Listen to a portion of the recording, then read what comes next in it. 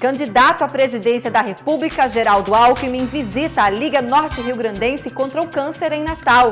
Recomeça nesta sexta-feira o recapeamento das avenidas Salgado Filho e Hermes da Fonseca. Conclusão do viaduto que dá acesso à Avenida Maria Lacerda é adiada. E ainda, Ministério Público vai investigar a finalidade da Operação Natal Segura, deflagrada em período eleitoral. Esses são alguns dos destaques do programa de hoje, dia 14 de setembro.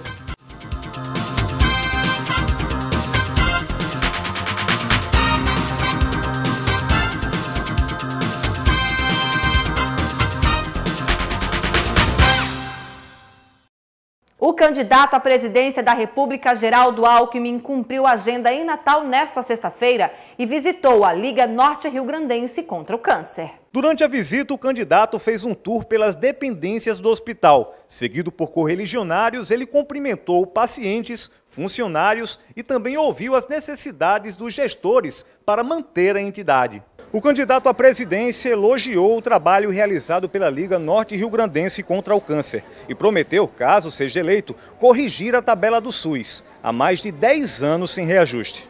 Fiquei muito feliz de conhecer aqui a Liga de Combate ao Câncer, aqui em Natal. Trabalho maravilhoso, há 70 anos, atendendo o SUS, com corpo também de voluntariado. Esse é o bom caminho, a gente ser parceiro da sociedade civil. Nós vamos fazer um pente fino na questão da tabela do SUS, porque tem alguns procedimentos que estão menos defasados e outros muito defasados. Então, corrigir a tabela do SUS para que o serviço seja melhor prestado e o acesso mais rápido. No auditório da instituição, o tucano parou para saudar voluntários, profissionais de saúde e parlamentares presentes. No discurso, Alckmin destacou que em 10% dos municípios brasileiros, a principal causa de morte é o câncer. Por isso, tem como meta tornar acessíveis novos medicamentos à população. Nós estamos vivendo um momento onde a população está vivendo mais, graças a Deus, mas também mudança das doenças e um aumento do câncer, que é uma doença curável. Nós vamos priorizar a questão do tratamento do câncer, diagnóstico precoce e tratamento. Geraldo Alckmin disse que pretende simplificar o sistema tributário. Além disso, promete eliminar o déficit público em 2 anos, privatizando empresas estatais e reduzindo o número de ministérios. Eu vou reduzir ministério, cargo comissionado, avião, helicóptero, privatizar estatais que não tem razão de ser. O viaduto que dá acesso à Avenida Maria Lacerda, em Nova Parnamirim, ainda não foi concluído. A previsão era de que a obra seria entregue na primeira semana de setembro. O Departamento Nacional de Infraestrutura e Transportes ainda não decidiu a nova data de liberação do viaduto de acesso à Avenida Maria Lacerda, em Nova Parnamirim. A obra deveria ter sido entregue na primeira semana de setembro, mas, segundo o DENIT, o prazo não pôde ser cumprido por causa das chuvas. Enquanto isso, os usuários de transporte público continuam reclamando dos transtornos. Pamela sabe bem desses prejuízos. Sem um abrigo adequado, ela espera o ônibus assim, na sombra do poste. Não só à tarde, pelo fato de estar no sol, ficamos procurando a sombra, também à noite. À noite aqui é um perigo que não tem iluminação, ficamos à mercê, assim, pedimos sorte para não sermos assaltados. E o governo não está nem aí, está parado e não tem previsão de entrega, fica colocando uma data, estipula uma data e não entrega, e passamos por esse transtorno. Essa já é a segunda vez que a liberação do tráfego no local é cancelada. A primeira previsão tinha sido em agosto. Quem trabalha no entorno também tem sentido os prejuízos no bolso. Porque os ônibus não estão parando mais, só estão parando em Neópolis. E a gente está prejudicado muito. E as corridas têm diminuído? E muito, mais de 80%. Segundo o DENIT, o viaduto está em fase de conclusão. A parte de cima já está pronta, mas a trincheira, que é a parte de baixo, ainda vai passar por acabamentos. Entramos em contato com a assessoria do Departamento Nacional de Infraestrutura de Transporte e fomos informados que a obra deve ser concluída até o final deste mês. Nesta sexta-feira serão retomadas as obras de recapeamento das avenidas Hermes da Fonseca e Salgado Filho. As informações com Luísa Mendes.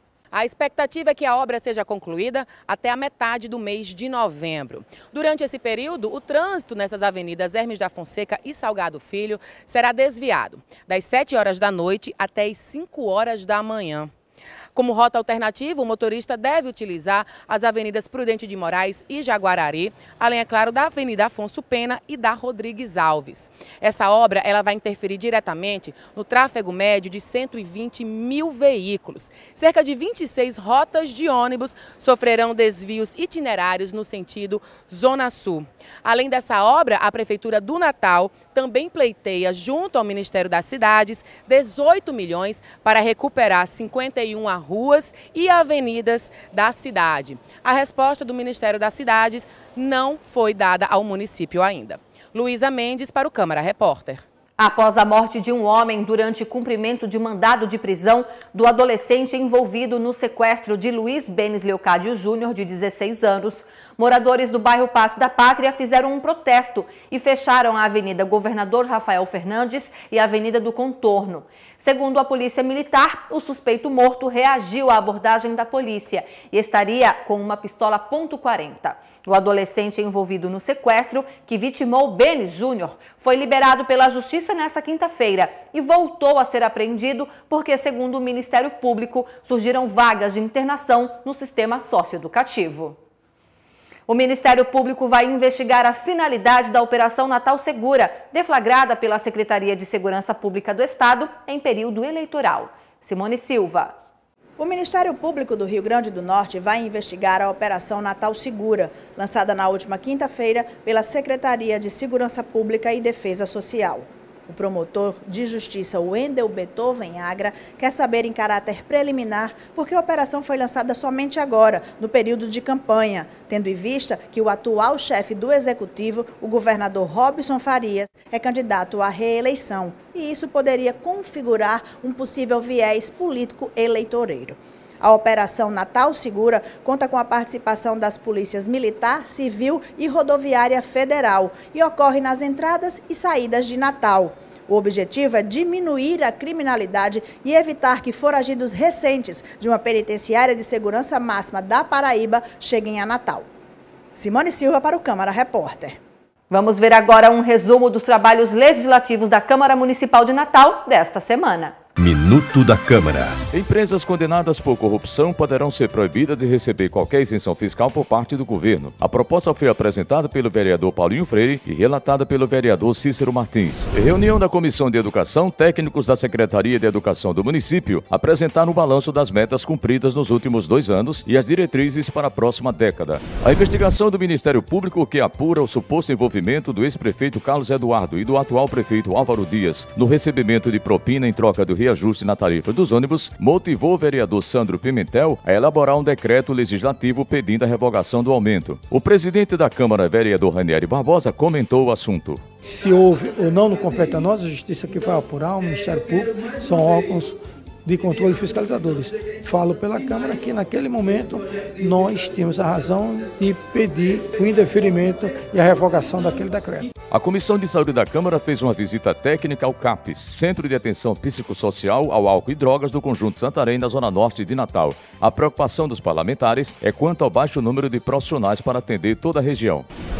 Uma audiência pública realizada na Câmara discutiu a situação das pontes de Igapó e Nilton Navarro, erguidas sobre o rio Potengi. De acordo com o estudo apresentado pelo Instituto Brasileiro de Avaliadores e Peritos de Engenharia, as pontes precisam passar por revisão urgente. O vereador Sandro Pimentel apresentou um requerimento pedindo a convocação do presidente da Natal Prev. Segundo o parlamentar, que se baseou no portal da transparência do município, não há registro de repasse dos valores previdenciários dos servidores há 6 meses. A gente quer pedir uma convocação do presidente da Natal Prev para vir se explicar, ele vai dizer. Inclusive, ele pode contradizer o que eu falei aqui. Acompanhe o trabalho da Câmara Municipal. A Casa do Povo é a sua casa. Confira agora a agenda de campanha dos candidatos ao governo do estado para o fim de semana.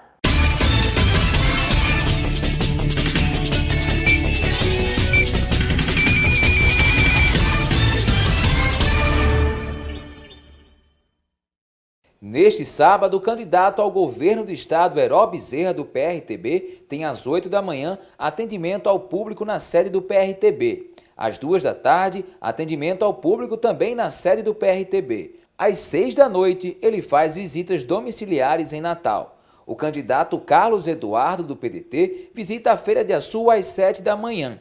De 1h30 da tarde a 8h30 da noite, ele percorre 7 cidades da região agreste. A candidata Fátima Bezerra, do PT, às 8 da manhã, tem um encontro com apoiadores. Às 9, ela realiza uma caravana no Oeste Potiguar. O candidato ao governo do estado, Breno Queiroga, do Solidariedade, tem às 10 da manhã uma caminhada em Olho d'Água do Borges. Ao meio-dia, reunião em Porto do Mangue. Às 3h30 da tarde, um evento em Serra do Mel. E às 5h30 da tarde, uma carreata em Mossoró. O candidato Robson Farias, do PSD, participa de um café da manhã no Ocean Palace às 9 da manhã. Às 11h30, participa de um almoço em Carnaúba dos Dantas. Às 3 da tarde, ele promove uma carreata nos municípios de Currais Novos, Acari, Cruzeta e São José do Seridó. Às 7h30 da noite, ele realiza uma carreata pelas ruas de Caicó. O candidato Dário Barbosa, do PSTU, às 3 da tarde, faz uma panfletagem encaminhada no conjunto Santa Catarina, na zona norte de Natal. Às 6 da noite, ele tem uma reunião com apoiadores em Ceará-Mirim. Já o candidato professor Carlos Alberto, do PSOL, tem às 8 da manhã uma visita à feira de Ceará-Mirim. Às 10 da manhã, visita comerciantes de Parnamirim. Ao meio-dia, encontro com ex-alunos. À 1h30 da tarde, reunião com apoiadores em Parnamirim. E às 4 da tarde, uma caravana em Parnamirim. O candidato Freitas Júnior não enviou agenda de campanha. Neste domingo, a candidata Fátima Bezerra, do PT, tem ao meio-dia uma carreata em Natal. Às 3 da tarde, ela faz uma carreata em São Gonçalo do Amarante.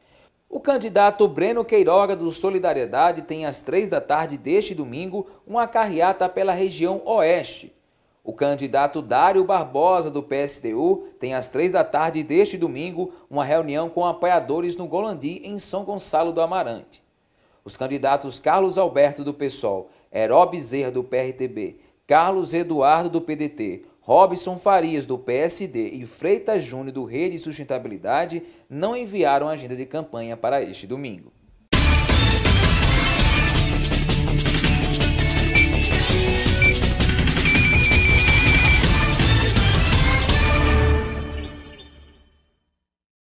Mudando de assunto, eu quero te fazer uma pergunta. Você já se programou para o final de semana?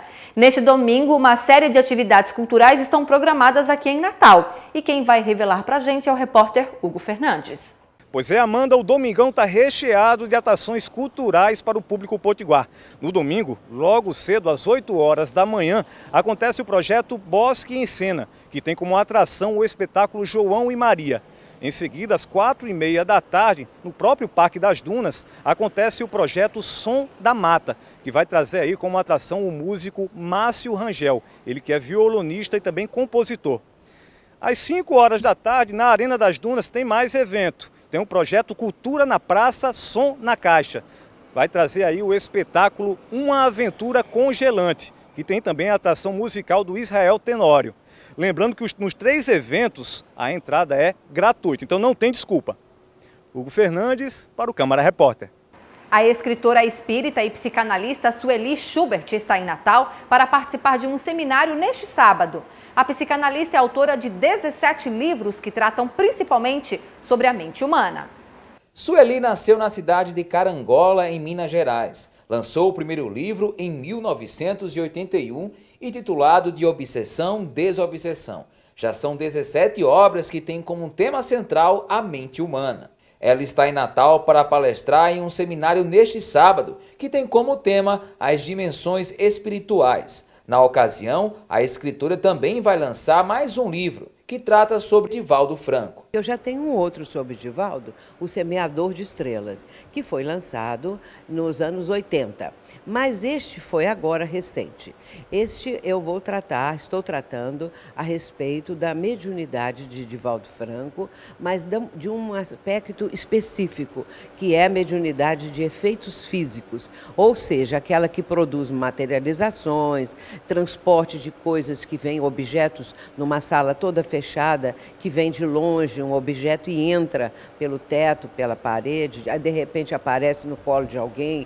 É uma mediunidade chamada de transporte. A psicanalista também vai abordar temas complexos, como as doenças psicossomáticas e as crises que o mundo está passando. A dor não é um castigo divino. A dor, ela tem uma função educativa, porque se nós não melhorarmos a nossa parte moral, a nossa parte espiritual, pelo amor, pela caridade, pela bondade, a dor ela vem porque ela é consequência de pensamentos, vamos dizer assim, pensamentos não edificantes, de pensamentos destrutivos, de pensamentos de ódio, de raiva, de ira, de vingança, essa coisa toda. Então, isso abala a criatura e vai trazer para o campo físico as doenças. A escritora também escreveu um livro sobre os testemunhos de Chico Xavier, médium que Sueli teve bastante contato e amizade desde a década de 60. Nós fomos de carro, né? Viagem assim muito difícil, muitas horas. Fui de Juiz de Fora para Belo Horizonte para Uberaba. E chegando lá foi uma coisa maravilhosa, porque antes que eu falasse meu nome, quem eu era, o Chico já foi falando. Sueli, minha filha, eu estava te esperando. O Chico já foi falando assim, eu levei um susto, uma surpresa, uma coisa assim maravilhosa. Falou o nome do meu marido também. E então ele nos atendeu, falou o motivo pelo qual eu tinha ido lá, que havia um motivo, e com isso, a partir daí, nós tivemos uma ligação muito grande. O seminário será neste sábado, a partir das 2 horas da tarde, na Cruzada dos Militares Espíritas. O tema será Dimensões Espirituais da Casa Espírita. A gente muda de assunto agora para falar sobre futebol. O Alecrim, que está com nova identidade visual para a temporada da 2ª divisão do futebol potiguar, joga neste sábado. Além do novo uniforme, um novo slogan foi criado. Alecrim, o clube mais simpático do RN. E o primeiro compromisso do Alecrim já acontece neste sábado. A equipe vai até Goianinha enfrentar no Nazarenão o Palmeira. O técnico João Paulo está confiante com o elenco que tem em mãos. O que mais queria era um time competitivo e hoje a gente tem, né? Então vamos brigar aí de igual para igual com o Cruzeiro, com o Palmeiras aí, que é o nosso primeiro objetivo, é passar da primeira fase. A expectativa é a melhor possível, né? Não só minha, mas como do elenco todo, né? A gente vem trabalhando forte, né? Com bastante dedicação, para que as coisas venham a andar e venham a dar tudo certo. Eu estou apostando tudo no nosso time. O nosso elenco está muito bom. Eu, como gestor, a única coisa que eu fiz foi garimpar valores e talentos e paixões e apaixonado pelo Alecrim. O Grupo Reviver iniciou a venda das camisetas da campanha Outubro Rosa. Luísa Mendes tem os detalhes. O mês de outubro, pois é, já está batendo a porta e claro que o Grupo Reviver também já está engajado na campanha do Outubro Rosa. A venda de camisetas é uma das principais receitas para custear o mutirão de mamografias realizado pelo grupo todos os anos. Quem está aqui comigo é a Idaísa Mota, ela que é uma das sócias fundadoras do grupo. Idaísa, conta pra gente como é que está o planejamento para a campanha do Outubro Rosa desse ano. Olha, nós estamos fechando todo o planejamento esta semana, certo? Além do nosso mutirão da mamografia, que logo dia 9 de outubro terá início e vai até novembro. Então, nós esperamos realmente atender mais pessoas, porque o ano passado nós só tivemos 1.700, a gente quer realmente ver se a gente atende 3.000 esse ano. E para isso a gente precisa da venda das camisetas, a gente precisa de recurso, né? Então, começamos a venda antes, um mês antes, né? Começamos segunda-feira, dia 10 de setembro. Então, a gente está vendendo para ver se consegue fazer o máximo possível, porque, infelizmente, as estatísticas mostram que a incidência de câncer está aumentando. Claro que a mortandade, né, digamos assim, está diminuindo, mas está aumentando. Então, o trabalho de prevenção é essencial e a mamografia é o maior exame para a prevenção. Nós temos diversos pontos de venda, mas eu digo que assim, temos os oficiais, foram os primeiros que começaram conosco, na Mulher Rendeira, no Midway, na Afonso Pena, e temos a Mardelli, também no Midway, no centro e no Partage Zona Norte. O pessoal que estiver interessado, quiser ligar também, como é que faz? Bem, pode ligar, pode acessar o nosso site, certo? E nós, acima de 20, nós vamos deixar. Temos clínicas pedindo para as pessoas usarem, os funcionários. Então, acima de 20, a gente liga para a gente e a gente vai deixar, leva recibo, faz tudo que a gente puder fazer para vender mais. Então. Muito obrigada, Idaísa, pela sua participação. Obrigada. A gente volta para o estúdio. No próximo bloco tem a entrevista com Vanessa Duarte, chefe do setor de vistorias e prevenção da Defesa Civil do município. O tema será a vistoria das lagoas de captação. Aguarde!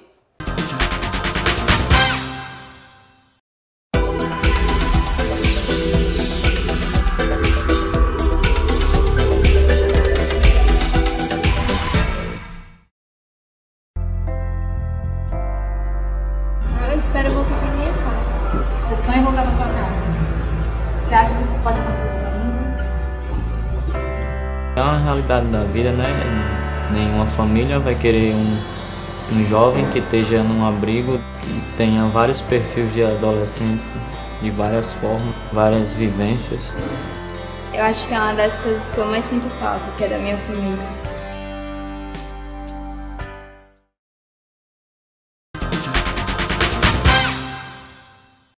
Estamos de volta com o Câmara Repórter desta sexta-feira. A gente vai bater um papo com a Vanessa Duarte, chefe do setor de vistorias e prevenção da Defesa Civil de Natal. Seja bem-vinda, Vanessa. Obrigada. Conta pra gente um pouquinho desse trabalho que está sendo realizado desde a semana passada, né?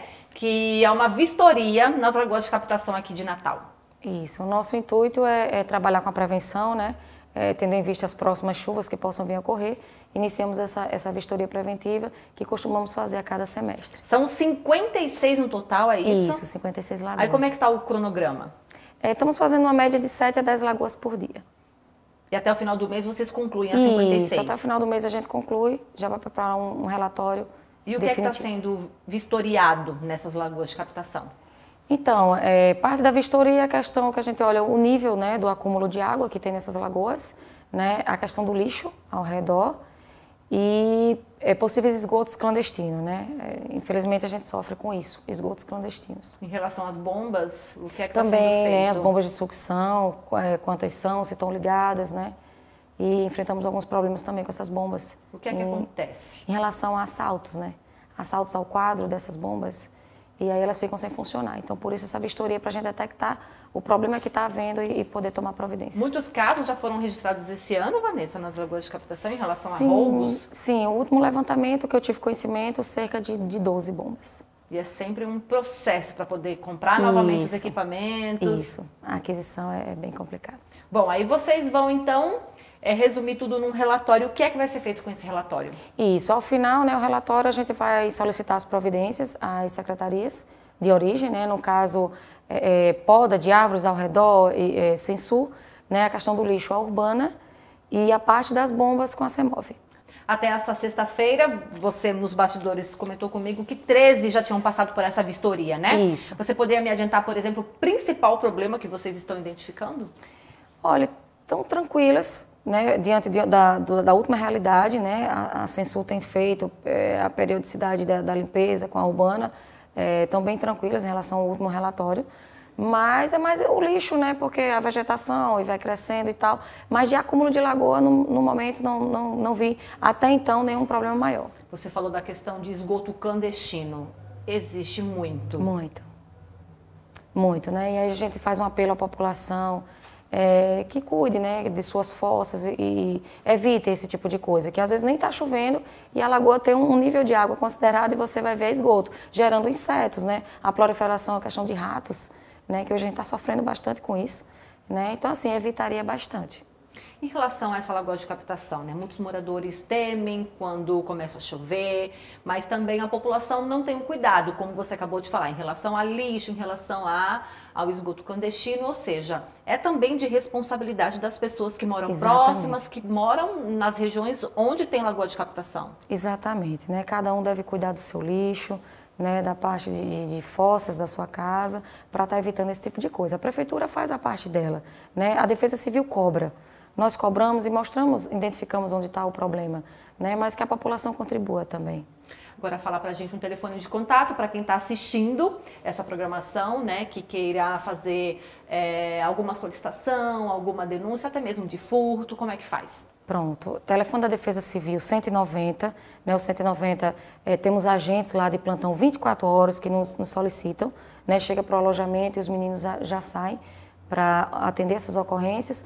E o fixo administrativo, em horário, né, de expediente normal, é o 3232-3538. Ok. Vanessa Duarte, chefe do setor de vistorias e prevenção da Defesa Civil de Natal, te agradeço muito pela entrevista e boa sorte, viu, à frente dessa vistoria. Obrigada. Essa edição do Câmara Repórter fica por aqui. Muito obrigada pela companhia de todos ao longo dessa semana. Eu desejo um excelente final de semana e na segunda-feira a gente está de volta e eu espero todos vocês. Tchau, tchau.